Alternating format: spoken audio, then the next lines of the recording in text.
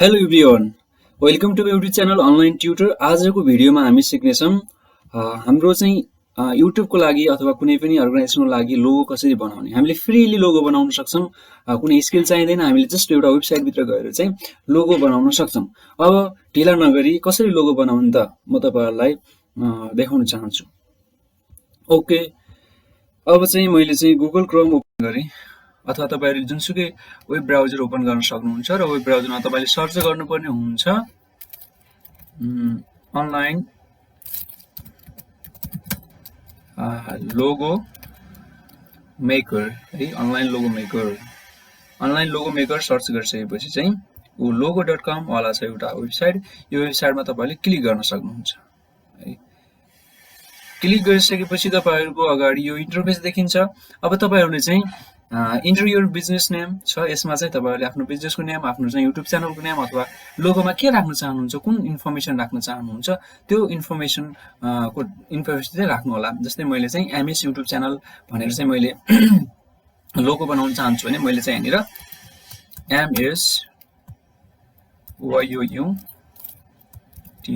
YouTube भनेर यसरी मैले राखिदिएँ अनि मेको लोगोमा गएँ है।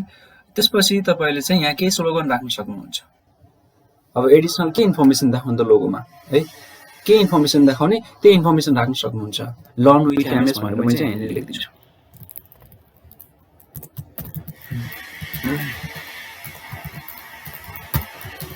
एमएस यो राखेर मैले कन्टिन्यू गर्छु भने त्यसपछि इन्टरभ्यू इन्डस्ट्रीको नेम के हो त? युट्युबको लागि हो, स्कुलको लागि हो, केको लागि चाहिँ तपाईँ लोगो बनाउँदै हुनुहुन्छ त्यो इन्डस्ट्रीको नेम चाहिँ तपाईँले चाहिँ यहाँ इन्टर गर्नु होला। मैले चाहिँ यहाँनिर युट्युब लेखिदिन्छु। युट्युब लेख्दिएँ ल। युट्युब लेख्दा बित्तिकै युट्युब च्यानल आछ। युट्युब च्यानल आइसकेपछि अब कस्तो टाइपको कलर सेलेक्ट गर्ने छ? यहाँनिर रेड, ओरेन्ज, येलो। मैले चाहिँ यहाँनिर ब्लू कलर छ, यसलाई चाहिँ मैले सिलेक्ट गरिदिएँ। त्यसपछि स्क्रोल गर्नुभयो भने कन्टिन्यू भन्ने अप्सन आउँछ। कन्टिन्यूमा चाहिँ क्लिक गर्दा बित्तिकै यहाँ चाहिँ डिफ्रेन्ट फन्टको लेटरहरू देखिएको छ। त्यसमध्ये तपाईँले चाहिँ लोगोमा कस्तो टाइपको फन्ट देखाउन चाहनुहुन्छ त? यो ह्यान्ड रिटन है, यो मोडर्न के कस्तो टाइपको देखाउन चाहनुहुन्छ त्यसमा चाहिँ क्लिक गर्नु होला। मैले चाहिँ यहाँनिर क्लासिक बोल्ड, मैले बोल्ड नै सिलेक्ट गरिदिएँ। तपाईँहरू आफ्नो इच्छा अनुसार जुन पनि सिलेक्ट गर्न सक्नुहुन्छ। अब लोगो बनाउँदाखेरि आइकन टाइपको देखाउने कि नै त? अब पिक्चर टाइपको देखाएर भित्र टेक्स्ट देखाउने अथवा विथआउट आइकन देखाउने दुईवटा अप्सन छ। तपाईँहरूले चाहिँ यदि आइकनमा लोगो बनाउन चाहनुहुन्छ भने चाहिँ तपाईँले चाहिँ विथ आइकन वाला अप्सन छ, यसमा चाहिँ क्लिक गर्नु होला। यदि तपाईँ आइकन चाहनुहुन्न, ओन्ली चाहिँ टेक्स्टबाट मात्रै लोगो बनाउन चाहनुहुन्छ भने चाहिँ यहाँनिर विथआउट आइकन छ, यसमा क्लिक गर्नु होला। मैले चाहिँ विथ आइकनमा क्लिक गरेँ है। त्यसपछि चाहिँ अब के राख्न चाहनुहुन्छ त? कुन वर्ड चाहिँ अगाडि एपियर हुने त, अलि स्टाइलिसमा एपियर हुने त? मैले एमएस युट्युब भनेर चाहिँ यहाँनिर सिलेक्ट गरिदिएँ। दुईवटा किवर्डसम्म तपाईँले सिलेक्ट गर्न सक्नुहुन्छ। दुईभन्दा बढी किवर्ड सिलेक्ट नगर्नु होला, सपोर्ट गर्दैन ल। एकछिन अब प्रोसेसिङ हुँदैछ। अब लोगो भनेर देखाइसकेको छ। अब हाम्रो यहाँनिर चाहिँ अब डिफ्रेन्ट लोगोहरू चाहिँ एपियर भइसकेको छ। तपाईँ कस्तो लोगो चाहिँ बनाउन चाहनुहुन्छ त? यो स्टाइलको बनाउन चाहनुहुन्छ, यहाँनिर MS YouTube learn with MS वाला बनाउन चाहनुहुन्छ अथवा कुन बनाउन चाहनुहुन्छ? यसलाई चाहिँ कस्टमाइज पनि गर्न सकिन्छ। यो धेरै लोगोहरू तपाईँले सिलेक्ट गर्न सक्नुहुन्छ यहाँबाट है। फ्री अफ कस्ट, यसमा 1 रुपियाँ पनि लाग्दैन। कुनै वेबसाइट यस्ता हुन्छ जसमा चाहिँ पे गर्नुपर्ने हुन्छ, यसमा पे नगरे पनि हुन्छ है। नगरे पनि हुन्छ भन्नुको मतलब पे गर्नु पर्दैन, फ्री हामीले युज गर्न सक्छौँ। अब एमएस युट्युब भनेर चाहिँ यहाँनिर लर्न विथ एमएस भनेर हामीले राखेको चाहिँ नेम र स्लोगन देखाइसकेको छ। यो राख्न मन छ अथवा यो राख्न मन छ अथवा यो राख्न मन छ, कुन चाहिँ मन पर्यो त है? यहाँनिर यो टाइपको छ, एमएस युट्युब अनि यता एमएस विथ यो वाला छ। अब कुन चाहिँ राख्न मन लाग्यो त? हामीले चाहिँ स्क्रोल गर्दै हेर्छौँ, चुज गर्छौँ अब कुन चाहिँ राम्रो लाग्यो है। मैले चाहिँ यहाँनिर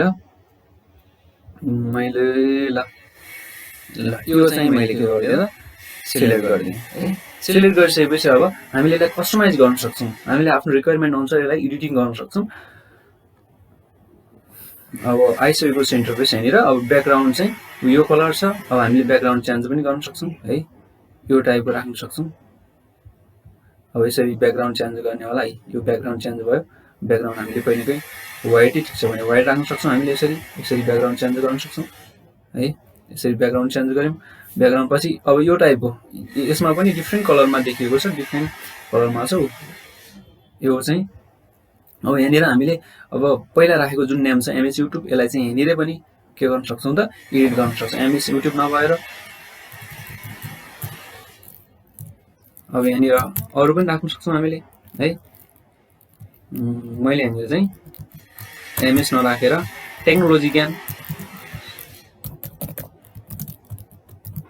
ज्ञान यसरी राख्यो भने यहाँनिर के देखिन्छ त टेक्नोलोजी ज्ञान देखिन्छ है अब यहाँ टेक्नोलोजी ज्ञानको कलर कस्तो देखिन्छ त है अब बिजनेस नेमको कलर कस्तो देखिने यहाँनिर अब कलर चेन्ज गर्दा बित्तिकै ऊ यहाँ टेक्नोलोजी ज्ञान लर्न विथ एमएसको कलर चेन्ज भएको छ यो टाइपले चाहिँ हामीले कलर चेन्ज गर्न सक्छौँ टेक्स्टको कलर चेन्ज गर्न सक्छौँ यहाँ धेरै अप्सनहरू छ तपाईँहरू आफै हेर्न पनि सक्नुहुन्छ है अब त्यस्तै गरी अब यहाँ थुप्रै अप्सनहरू रहेको छ कस्तो कस्तोमा देखाउने अब यहाँ प्रिभ्यूको अप्सन पनि छ है प्रिभ्यूको अप्सन छ यो टाइपको देखिन्छ प्रिभ्यू भनेपछि यो डिजाइन गरिसकेपछि कस्तो लोगो देखिने भन्ने हो अब गेट यो लोगो गरेर तपाईँले यो लोगोलाई पाउन सक्नुहुन्छ है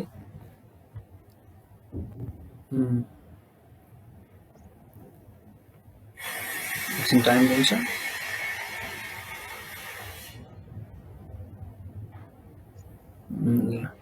यो यहाँनिर चाहिँ अब फेरि welcome to your dashboard edit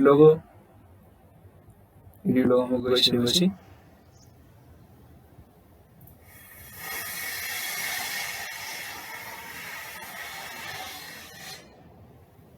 एकछिन नेट स्लो भएको हुनाले चाहिँ अलिक टाइम लिन्छ तपाईँहरूको नेट अलिक फास्ट भएपछि फास्ट नै भइहाल्छ काम